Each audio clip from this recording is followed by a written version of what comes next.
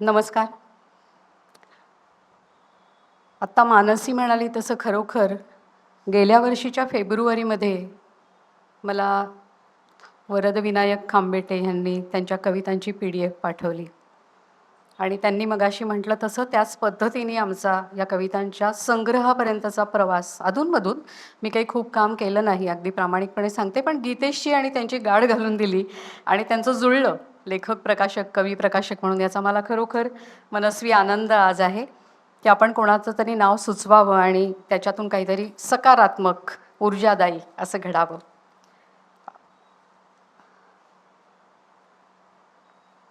आज या स्वामिनी कविता संग्रहाचं प्रकाशन झालं त्याबद्दल मी कवी वरदविनायक खांबेटे आणि प्रकाशक गीतेश शिंदे या दोघांचंही मनापासून अभिनंदन करते. या संग्रहाला चांगल्या अर्थाने यश लाभावं अशी इच्छाही व्यक्त करते. मगाशी गीतेशनी उल्लेख केला तसं खरोखर सध्याचा काळ फार विचित्र आहे. विचित्र अशासाठी आहे की या काळामध्ये पुस्तक प्रसिद्ध करणं सोपं झालं आहे, पण पुस्तकावरती उत्तम संस्कार होणं आणि देखण्या रूपामध्ये ते प्रकाशित होणं हे मात्र अवघड झालं आहे.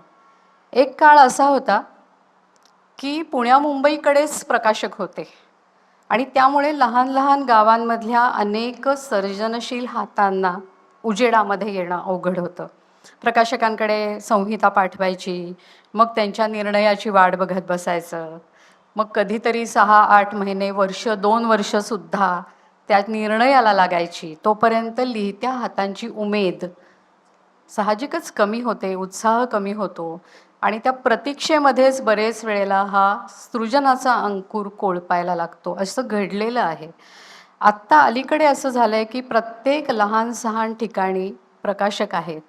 छोट्या छोट्या गावांमधनं नवी मुलं मुली प्रकाशनाच्या क्षेत्रामध्ये, म्हणजे मला पूजा बडांगे आठवते आहे माई प्रकाशनची, की बेळगावच्या जवळच्या छोट्याशा गावामध्ये राहून सुद्धा एक चांगलं प्रकाशन, चांगलं या अर्थी की उत्तम संहिता निवडून त्याच्यावर चांगलं संस्करण करून त्याचं चांगली निर्मिती करून ती पोचवणं, हे सगळं एक साखळीसारखं काम असतं.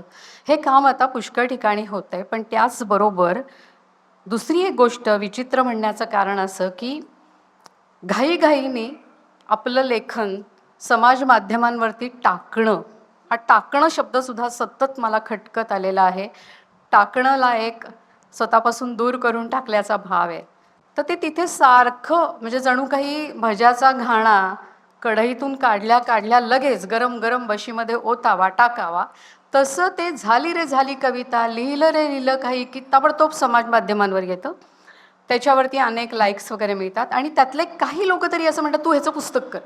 जणू काही पुस्तक करणं ही डाव्या हाताचा खेळ आहे असं लोक समजतात. आणि मग होतं काय की अजिबातच संपादकीय संस्कार नाही, कुणा जाणकाराचं मत नाही, अवलोकन नाही आणि असं अर्धकच्चं बरेच वेळेला घाईघाईमध्ये लिहिलेलं, म्हणजे शब्दसुद्धा कधी कधी इतके चुकीचे वापरलेले असतात की असं वाटतं अरे राजा, हे असं नाही, तुला असं म्हणायचं असावं, जरा शोध घे. मुद्रित शोधन नीट केलेलं नाही. आत्ता यांनी सांगितलं की आम्ही एकेका स्वल्पविराम पूर्णविरामावरती काम केलं, ते काम दिसतंय पुस्तकात, असं जाणकार वाचकाला नेहमी खटकत असतं की किती ढिसाळ काम केलं आहे. लेखकाला कशी आस्था नाही आपण लिहिलेल्या शब्दांबद्दल, आपण लिहिलेल्या आशयाबद्दल. असं खूप, म्हणजे आमचे एक संजय भास्कर जोशी नावाचे मित्र आहेत पुण्याला, ते नेहमी म्हणतात की बेसुमार गर्दी झाली आहे पुस्तकांची, पण ती पुस्तकं सगळी सुमार आहेत.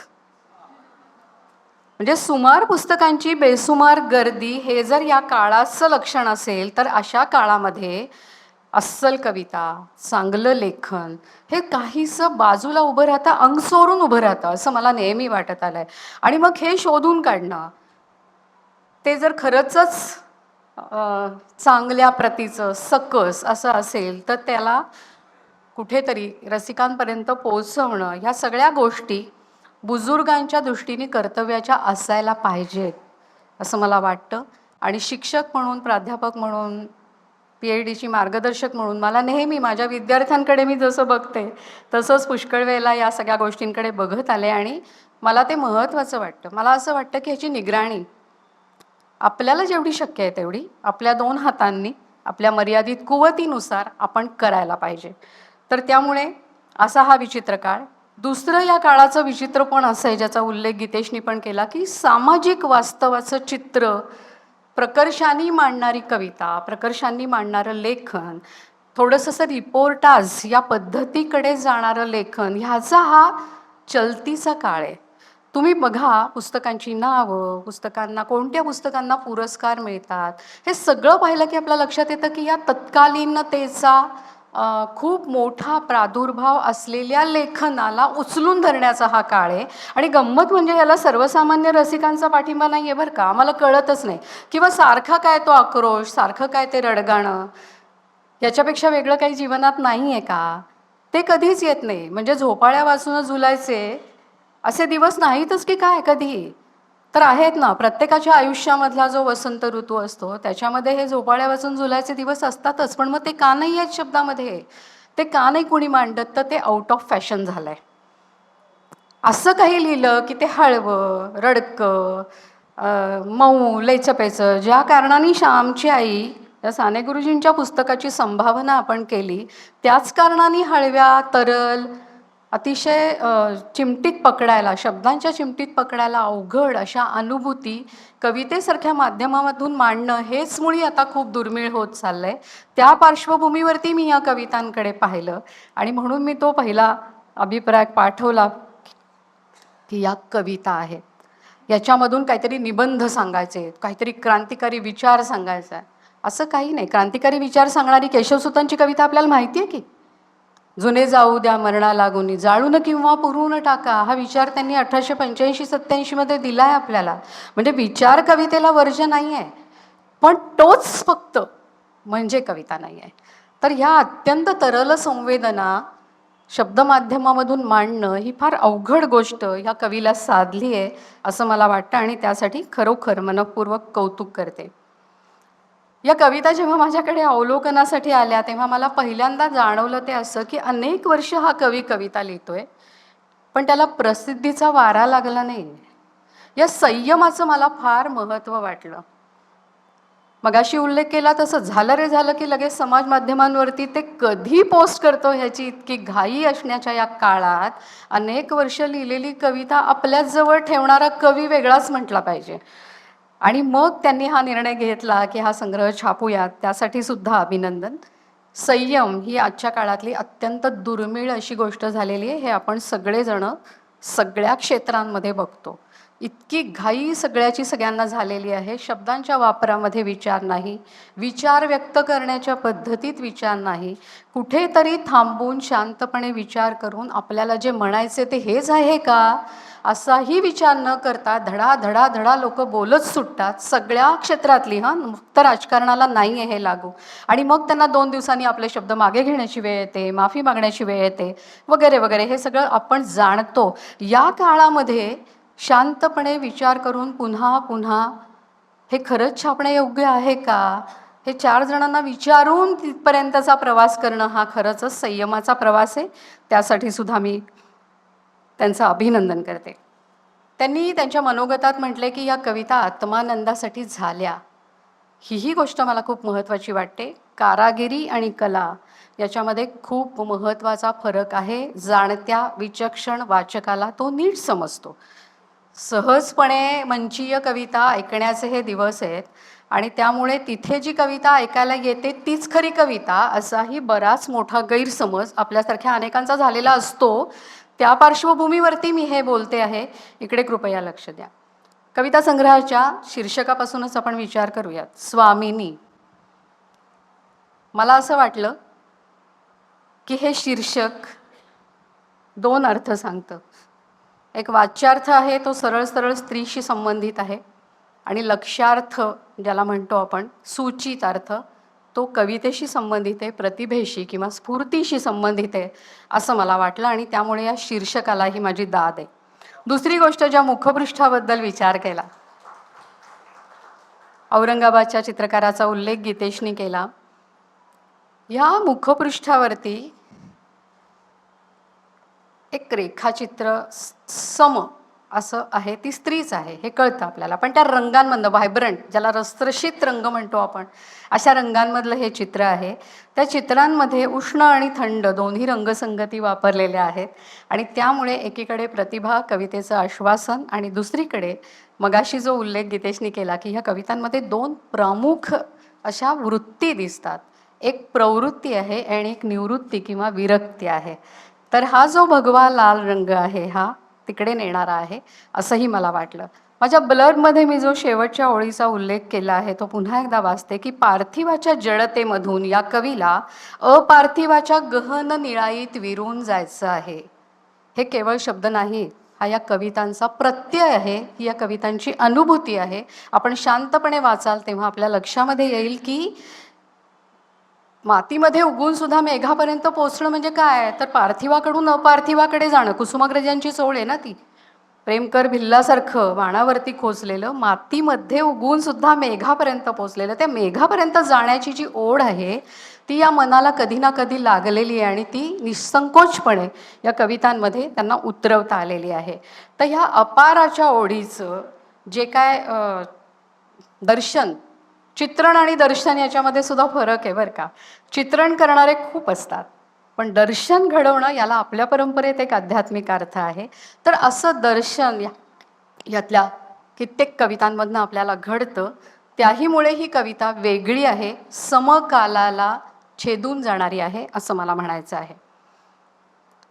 या कवीच्या भावविश्वाला जे व्यापून राहिले ते स्त्रीचे विभ्रम हे विविध प्रकारच्या कवितेमधून म्हणजे प्रेमकवितेमधून या संग्रहामध्ये आले. त्यामुळे प्रेमकविता ही प्रापंचिकाची, प्रवृत्तीची, आसक्तीची अशी एका बाजूला आहे आणि दुसऱ्या बाजूला मी उल्लेख केला तसं आध्यात्मिक असं एक अस्तर या कवीच्या मनोवृत्तीला आहे आणि म्हणून त्याच्या कवितेमध्ये ते स्वाभाविकपणे उतरलंय असं माझ्या लक्षात येतं. त्याची काही उदाहरणं मी पुढे देणारच आहे.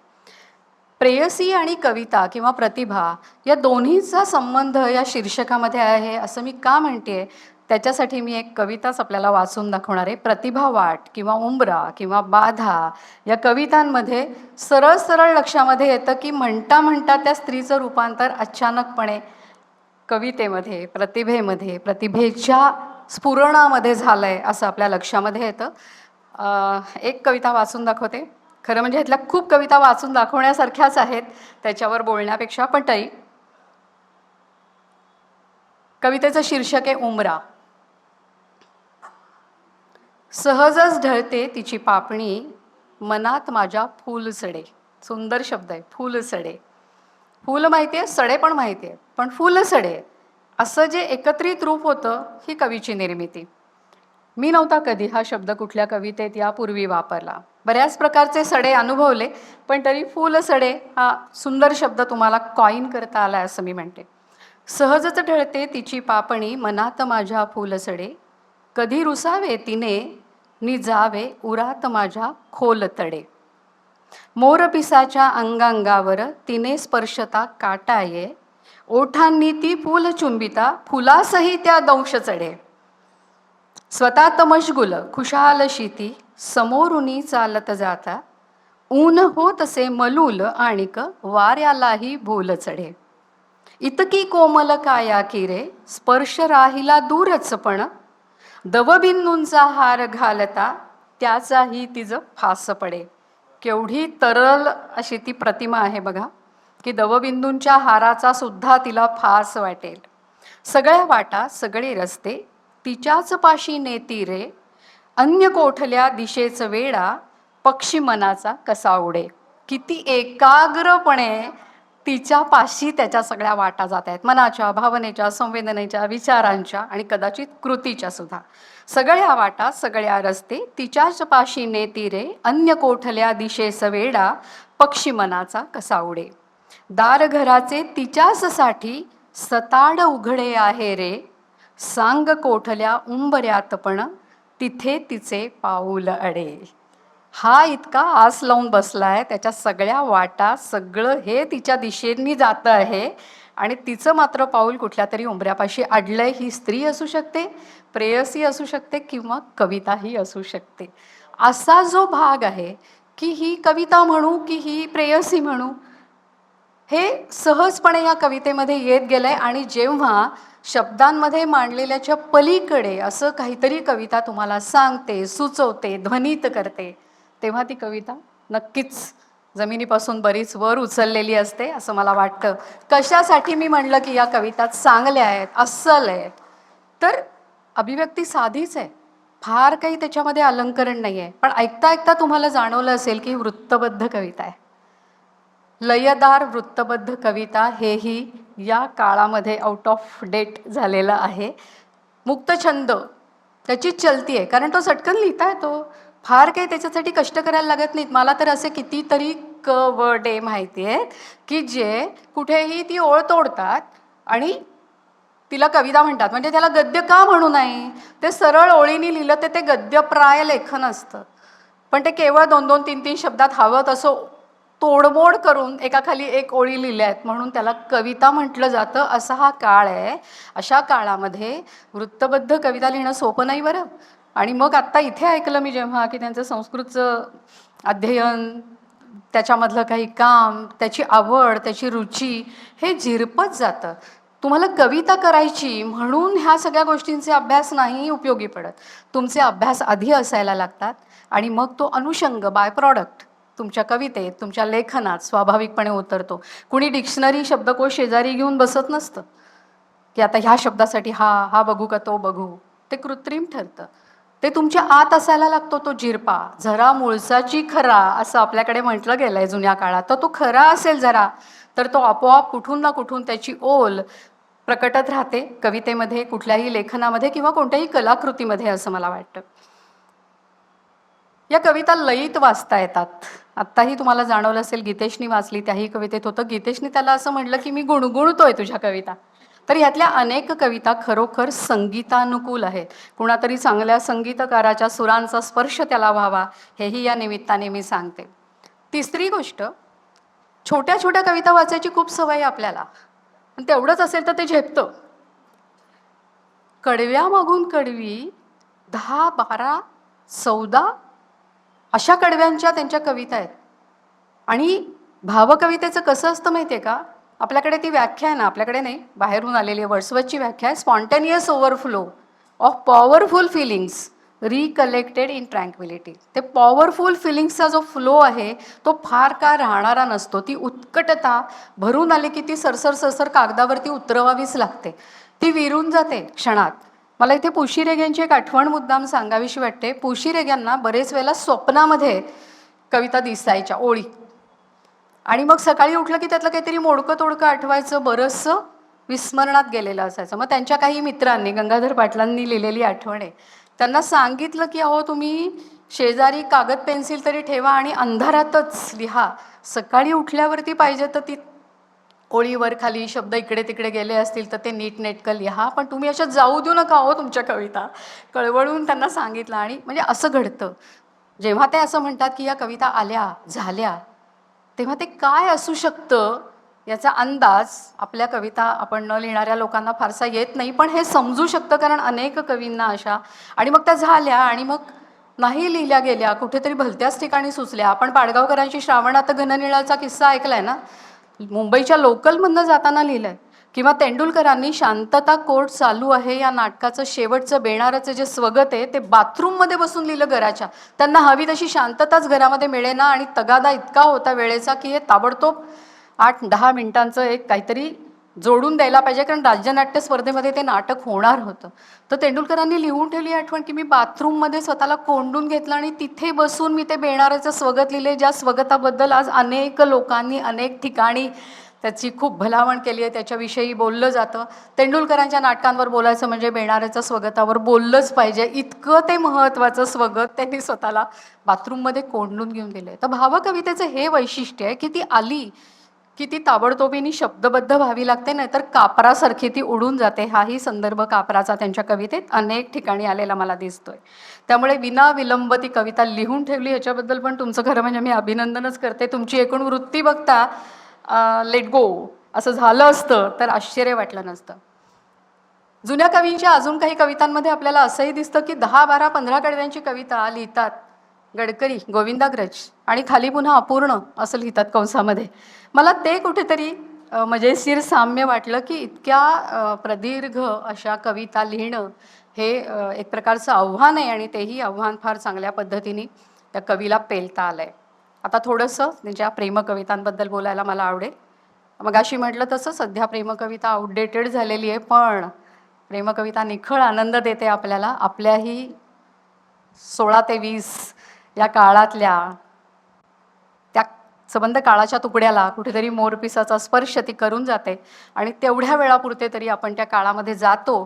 त्यामुळे प्रेमकवितेचं सामर्थ्य आणि सगळ्यात महत्त्वाचं हिंसेला उत्तर आहे प्रेम. आकाशाचा सारांश प्रेम आहे असं कुसुमाग्रजांनी म्हणून ठेवलंय. तर आत्ताच्या काळात तर फारच गरजेचं आहे. आपण विसरूनच गेलोय, आपण स्वतःवरही प्रेम करत नाही आणि त्यामुळे आपल्याला इतरांवर प्रेम करणं सुद्धा अवघड जातं. तर प्रेम ही गोष्ट काय आहे, ती काय काय करू शकते आणि ती केवढी सर्जनशील सामर्थ्यशाली शक्ती आहे, याकडे पुन्हा एकदा सगळ्यांचं लक्ष वेधून घेण्याचं सामर्थ्य असलेल्या या कविता आहेत असं मला वाटतं. सतत पेटवा पेटवीची अभिव्यक्ती, सतत हिंसा, सतत आरेला कार्य करणं, ह्या सगळ्या वातावरणामध्ये म्हणून मी तो शब्द ब्लरमध्ये लिहिला आहे की हे झुंबर जरूर आहे, पण ते पेटलेलं नाही आहे, ते उजळलेलं आहे. तर ते उजळणं जे आहे ते आजूबाजूच्या सगळ्या वातावरणाला एक शांत संयत प्रकाशाचं वरदान देणारी अशी ती गोष्ट आहे असं मला वाटतं. त्यामुळे या कवितेतली जी प्रेयसी आहे ती साजण भारीत प्रेयसी आहे. हे असले शब्द त्यांना सुचू जाणेत. फार सुंदर शब्द आहे. साजण भारीत प्रेयसी आहे, समर्पणाला सिद्ध आहे. समर्पण ही सुद्धा गोष्ट आता आउटडेटेड झालेली आहे. सतत हक्कांच्या भाषेमध्ये बोलण्याचा हा काळ आहे. त्या काळामध्ये आपल्या प्रेमाला समर्पित होणं ही खूप मोठी गोष्ट आहे.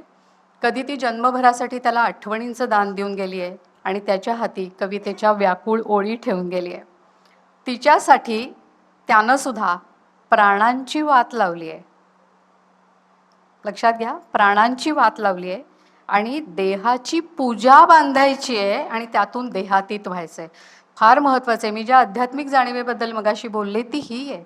देहातून देहाच्या पलीकडे जाणं म्हणजे त्या अद्वैताचा अनुभव घेणं. आणि हे अद्वैत परमेश्वर आणि भक्ताचंच असतं असं नाही. प्रत्येक 2 गोष्टींमध्ये ते संभाव्य असतं याचं सूचन ही कविता करते. त्याला आपल्या मौनाचं भाषांतर जमेल तिला याची खात्री सुद्धा वाटते. मला हेही खूप विशेष वाटतं की केवढा विश्वास आहे, केवढं जाणलं आहे तिला हे दिसतं त्याच्यातून. परीक्षाच घ्यायची ती मनातल्या शुद्धतेची, असं तो लिहितोय कवी. परीक्षा घ्यायची ती ग मनातल्या शुद्धतेची, मग परवा कशाला ग प्रमाणांची आरोपांची. बाहेर कुठे सिद्ध करायची गोष्टच नाही आहे, ही तुझी माझी गोष्ट आहे. त्यामुळे आपल्या शुद्धतेची फक्त आपण काळजी घ्यायची आहे. फार महत्त्वाची गोष्ट आहे ही असं मला वाटतं, कारण दाखवेगिरीचा हा मोठा काळ आहे. सगळ्या अंगभर वावटळ घुमते आहे असं म्हणणारा मोकळा धीट शृंगारसुद्धा या कवितेत आहे, पण तो कुठेही आवाजवी बोल्ड होत नाही. म्हणून मी शालीन हा शब्द वापरला आहे. ही पण गोष्ट खूप महत्त्वाची आहे. सगळ्या गोष्टी उघड्यावर प्रदर्शनासारख्या मांडण्याचा हा काळ आहे. त्या काळामध्ये या शालीन अभिव्यक्तीचं महत्त्व जरूर आहे असं मला वाटतं. आणि शरीराचे अनुभव वर्ज नाहीतच, कारण मन आणि शरीराची जुळणी महत्त्वाची आहे हे पटलेलं आहे कवीला. ती मातब्बरी त्याला समजलेली आहे आणि म्हणून ओठांनी देहाचं गाणं टिपता येतं, गोऱ्या पाठीवर कविता लिहिता येते. चंदनात चांदणं विसावतं तसं मिलन वाटतं.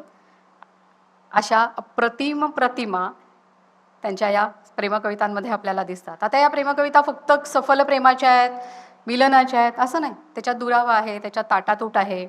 कधी कधी त्याची अबोल प्रीत तिला समजलीच नाही आहे.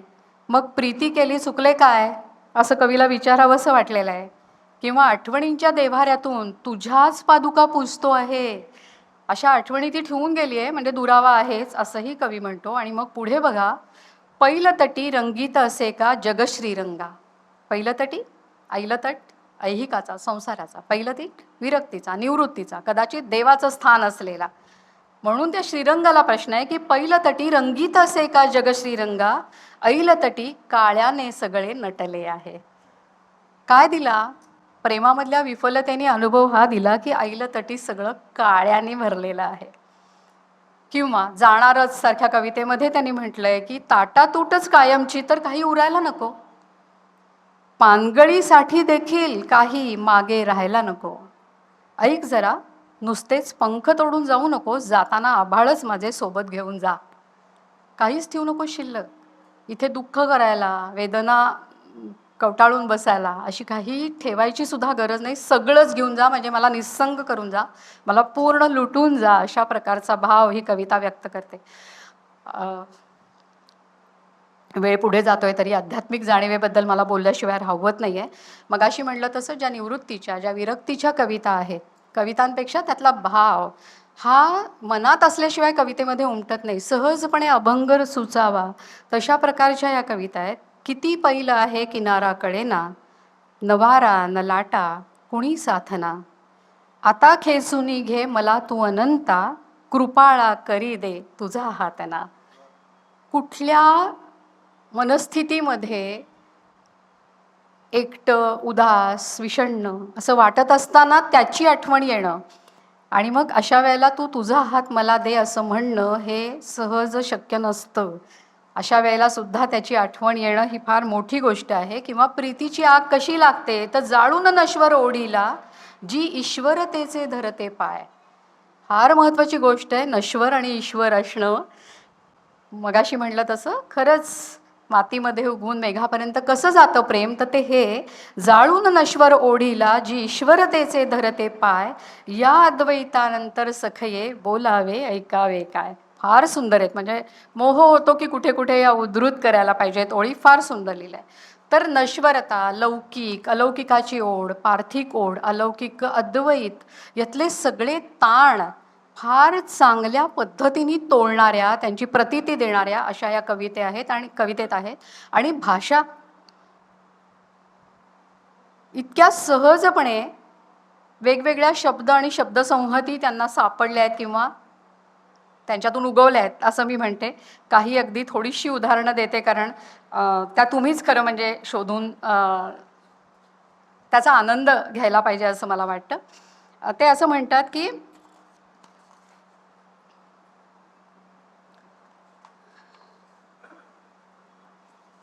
भरपूर लिहिलेलं आहे त्यामुळे.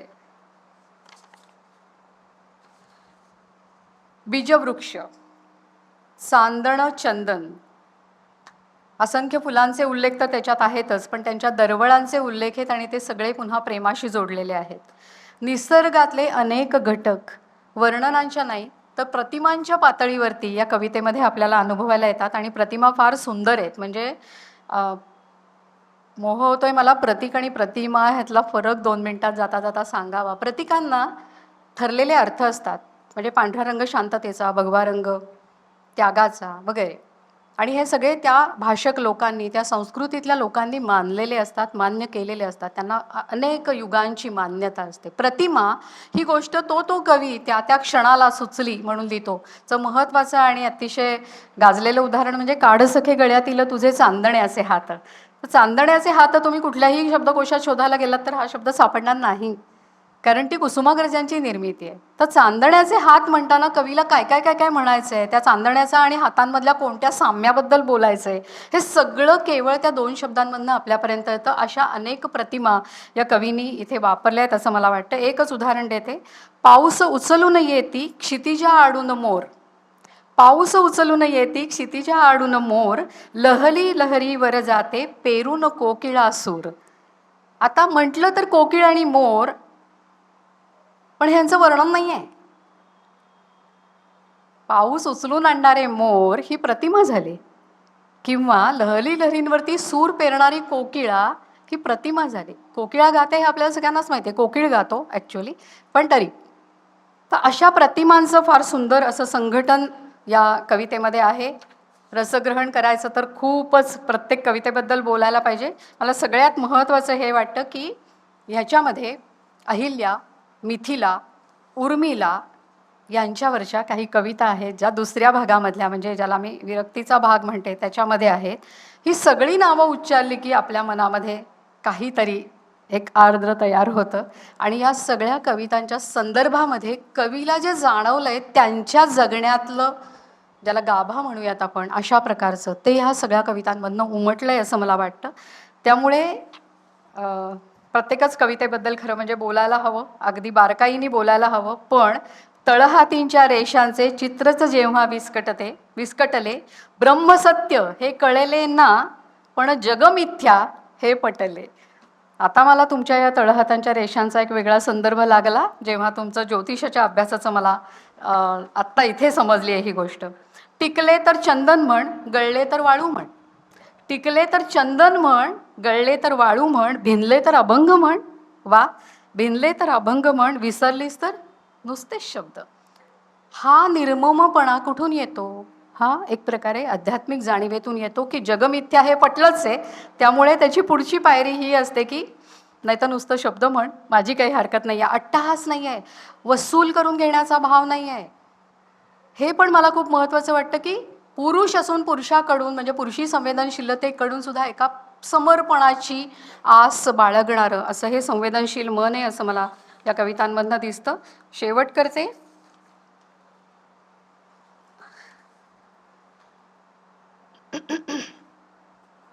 या ज्या विरक्तीच्या कविता आहेत त्या पुष्कळच मला प्रेमाच्या कवितांपेक्षा सुद्धा काकणभर सरस आहेत असं वाटलं, कारण पुन्हा ते अनोखं आहे, सहसा दिसत नाही ते.